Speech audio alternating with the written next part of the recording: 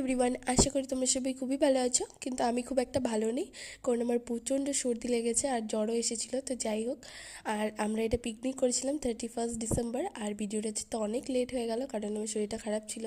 তো আমরা এখান থেকে অনেক বাজার করে নিলাম। আর এটা যে কী ফল ছিল বুঝতেই পারলাম না, কারণ আগে কোনো দিনও দেখিনি। আর এখানে রূপাই আর কি মারছিল যে ওর নাকি একটা বুলু চাই।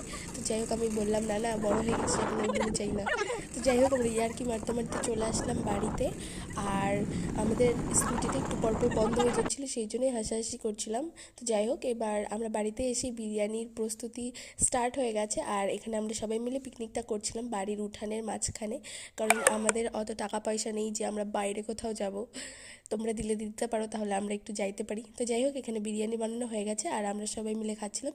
কেউ কেউ তো এত খেয়েছে যে পেট খারাপ হয়ে গেছে। আর আমাদের এখানে হিরোইনগুলো চুল ছাড়ছে, আমি ভিডিও করছি সেই জন্য। আর আমরা পুরো ডান্স করেছিলাম। তো আজকে আমাদের এখানে টাটা।